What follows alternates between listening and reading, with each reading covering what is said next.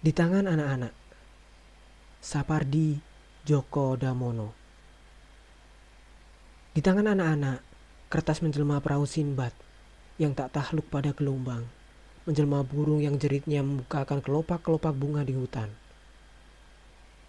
Di mulut anak-anak, kata menjelma kitab suci. Tuan, jangan kau ganggu permainanku ini.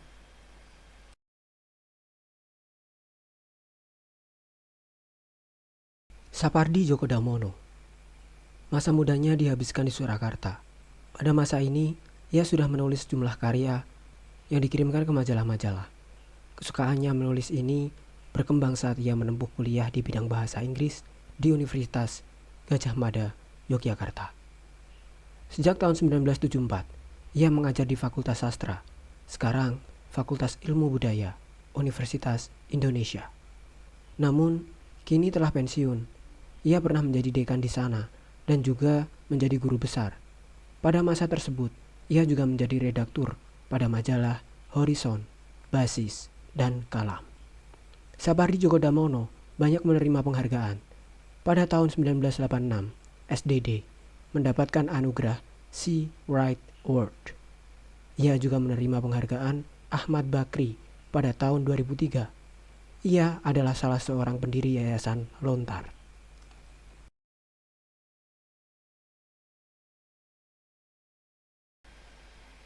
Wiji yang lantang dan yang hilang.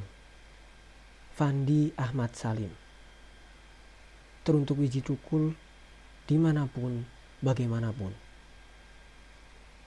Di sela-sela gang gelita dan dinding beku kota Solo, saya bertemu Wiji saat ia nyeruput kopi sambil ngobarkan rokok. Isapanya dalam, ini resah. Mumpung tidak ada tentara ngejar atau aparat yang marah-marah. Wiji memetik kata-kata lalu membarakan dengan puntung rokoknya. Kata menjelma arang sekam. Ditabur di bunga-bunga yang ia tebar. Di sekeliling tembok tahun-tahun silam. Wiji tidak lari. Ia berkelana. Ia menyelamatkan bait-bait puisi dari sepatu baja dan popor senjata. Sebab Wiji tahu negeri ini berani memproduksi pentung, borgol, peluru, dan bedil tapi ciut pada kata-kata yang menggaungkan adil. Sebab Wiji mengerti martabat penguasa dan para abdinya mesti dijunjung tinggi-tinggi, disembah hormati meski tangannya berlumur darah dan hati terlanjur mati. Wiji murung termenung, lalu merabai tubuhnya sendiri yang terbuat dari tinta dan raung. Badan yang lapuk karena gepuk, mata yang remuk karena aparat ngamuk. Ia tercenung. Namun Wiji mengutip Pram. Menulis adalah sebuah keberanian. Lalu ditambahkan, dan melawan adalah kehormatan. Ketika lampu mencuri bintang buat menerangi kampung dan jalan raya, Wiji menyambangi sudut-sudut kota, rumah-rumah buruh dan tukang becak, bengkel karatan, dan jalan setapak juga rumahnya. Ia coba kenang kembali anak-anaknya yang berbakti, yang menggemakan suaranya di sekujur tubuh alam raya, seperti harapnya pada satu puisi. Wiji menanti 5 menit, supaya malam benar paripurna. Dilihatnya arloji, menunggu dentang 3. Riuh rendah kendaraan berbaur, dengkur negeri yang tidur penuh syukur. Semua naik ke angkasa, didengarkannya sebagai orkestra. Ia meratapi, ia berdoa, ia meresapi, ia berdoa lewat ramai dan sepi malam dan pagi, pidato dan puisi agar sudah cukup yang lantang dan yang hilang dan tidak lagi.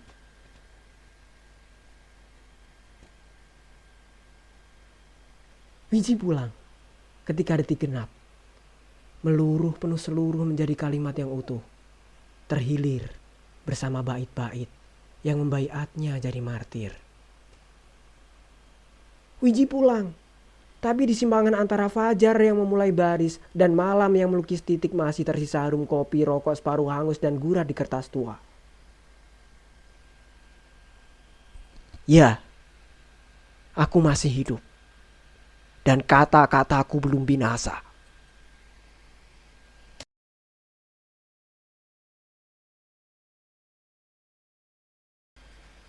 Daur, Nur Anissa Kusuma Wardani.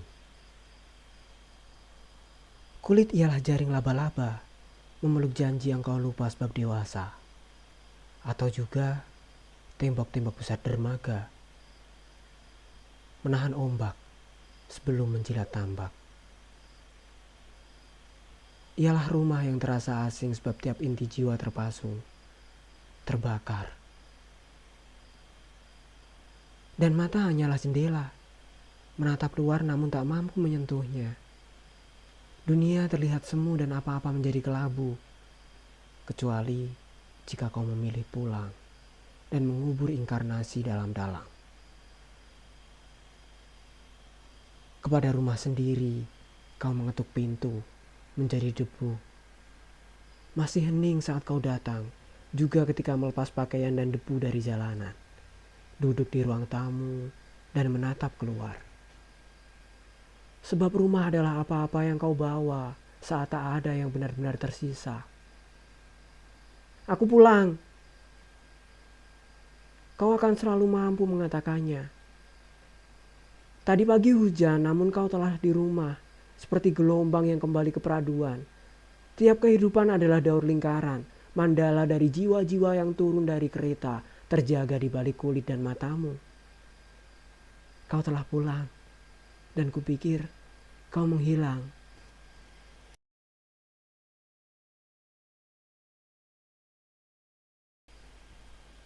Kepada puisi dan segala yang dirahasiakannya. Huda Aksef Pawan. Mencintaimu. Pohon-pohon tumbang dari dadaku. Daun-daun rontok menyalakan api. Pagi-pagi sekali, orang-orang kehilangan diri. Perlahan, waktu memahat ingatanku, menandai hari dengan kepulan asap, dengan gerakan geraknya yang teramat liat. Di wajahmu, kelaparan dan kelahiran tumpah, membasahi ranjang bumi dengan darah. Lalu kau menggeliat dan melingkarkan sepi pada doa malam dan tidur bayi. Kini ku melihat ke dalam pagi yang pucat. Malaikat sibuk berlalu lalang, memenuhi jalan raya, menuruni jembatan-jembatan layang, tempat kematian menghentikan laju kendaraan. Kekasih, menandai jejakmu di gurun yang tuli telah menghilangkan bola mataku sendiri. Hanya udara panas yang mengepungku, membangun peradaban dengan sejarah yang patah-patah. Hari demi hari kusaksikan tulang belulang, bangkit dan berjalan menuju pusat keramaian, di mana kelaparan dan peperangan mengabadikan diri di potret-potret iklan. Tapi mereka tidak sadarkan diri. Sukma dari jiwanya tergantung di sudut kamar.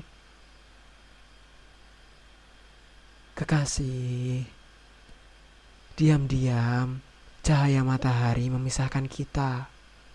Aku terjebak pada kecemasan sendiri. Sedang kau tetap berada di udara dan menyaksikan semuanya. Kepada puisi, bawalah aku bersama kata-katamu, mengendarai huruf-hurufmu, memasuki lorong-lorong waktu dan menyelami segala yang rahasia.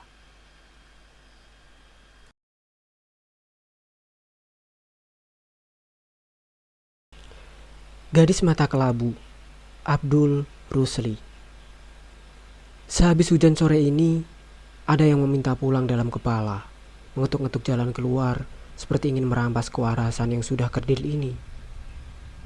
Entah dari sudut mana aku menyebutmu tempat pulang, sedang dalam khatulistiwamu, aku sama sekali tidak tahu apa aku ada atau tidak. Jika keyakinan ini masih sebatas kemungkinan, sudah pasti aku hanya menyerupa pohon yang menjulang terlalu tinggi dan terlalu berambisi menantang ketidakpedulian petir. untuk menyambar, menghanguskanku.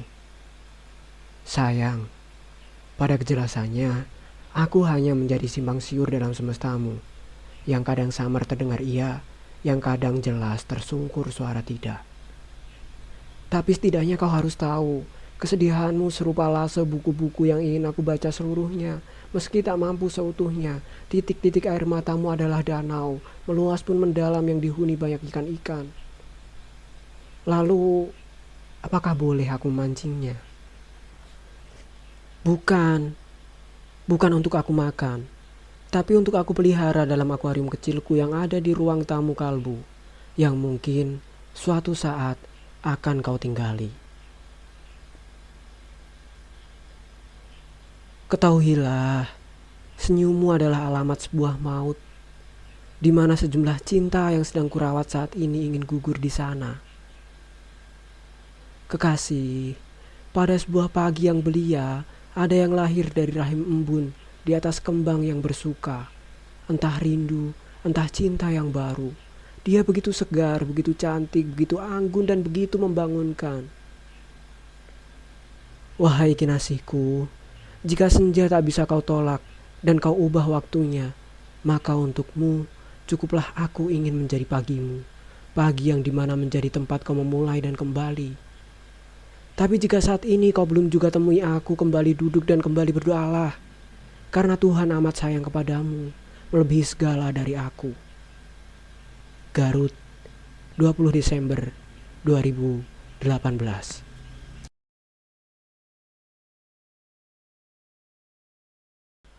Harapan, Aprori Alif. Malam ini, kulihat lautan luas. Namun lautan kali ini berbeda. Laut itu di langit bersisian dengan bintang, bercakap lembut tentang bunga matahari. Bunga matahari yang pertama mekar tahun ini, yang bahkan tangisnya membuat mereka tersenyum. Pagi ini kulihat bunga itu bersinar dengan angan dan harap, tumbuh dengan algoritma alam, menyusun tangga dengan daun dan tangkainya. Pagi ini pula aku melihat laut dan bintang itu berbincang tentang tanah tempat bunga itu mekar. Tanah itu tersusun oleh dinamika, air mata dan amarah. Tanah itu siap merekah. Namun aku melihat keajaiban. Dengan senyum bunga matahari itu, tanah kembali damai dan ikut tersenyum. Pengrajin rindu, gambarkanlah sebuah jarak yang tertekuk. Hei, jangan terbatuk. Kau kira aku menghayal di saat suntuk? Diamlah dan kupersilakan duduk. Gambarkanlah sebuah jarak yang tertekuk. Akan terlihat kedua insan yang saling memeluk, merevisi doa-doa perindu yang pernah mengutuk. Sedapnya menjadi pengrajin rindu dalam kantuk.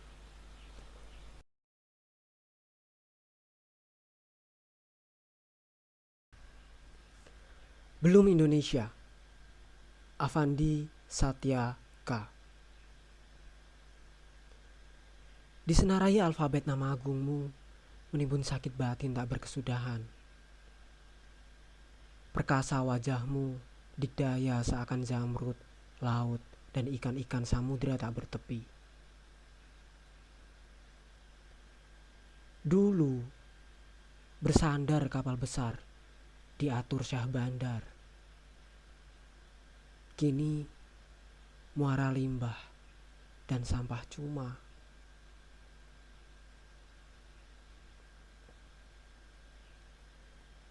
Langit dan gunung terpancang berjajar, burung beribu jenis terbang mengitar menghias pagi dan senja dalam lukisan lama di dinding cuma. Emas dan tambang-tambang milik sekelompok penyamun untuk seluas-luasnya kepentingan sang penyamun untuk beratus abad kesejahteraan sang penyamun.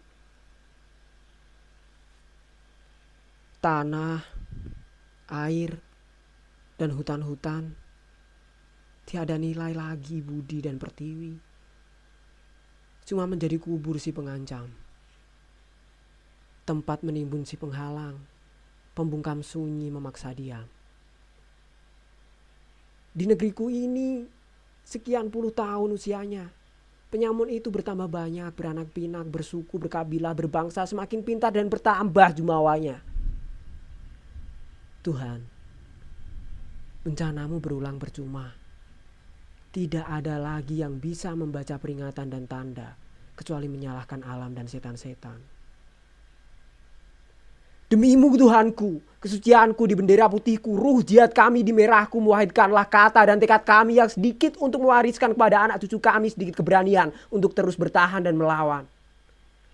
Agar di masa mereka, para penyamun itu hanya ada dalam sebuah cerita.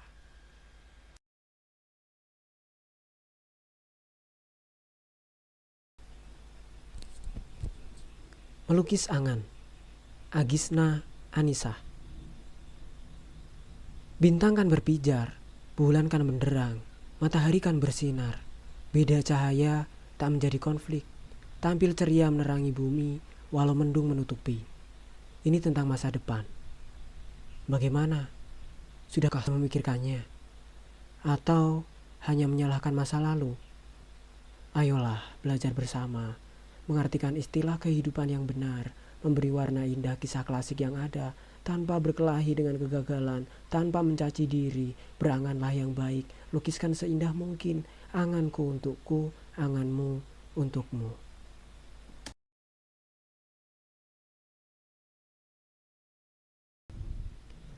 Pertemuan Ahmad Karomi.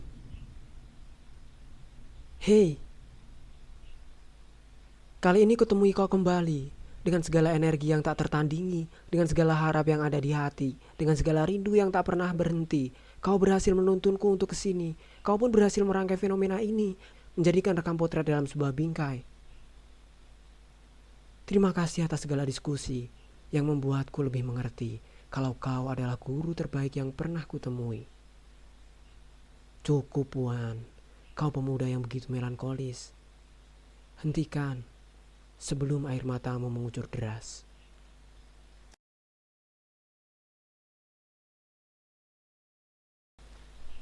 Salau 1. Kepada nelayan tua. Sajak Naufal Jamal. Tuhan membentangkan laut pada selaksa matamu, kakek. Membiarkan ikan-ikan mengitari isi kepalamu dan menambatkan skoci pada setiap ruas tulangmu. Seorang nelayan tua sepertimu agaknya lebih pantas berdiam di dalam rumah, duduk di kursi kayu tua, mengenakan pakaian kebanggaan, lalu menatap keluar jendela ke laut luas, sesekali menafakuri deru ombak atau cuaca yang seringkali berubah dan membuatmu resah karena laut tak lagi ramah. Anu Koyah 2017.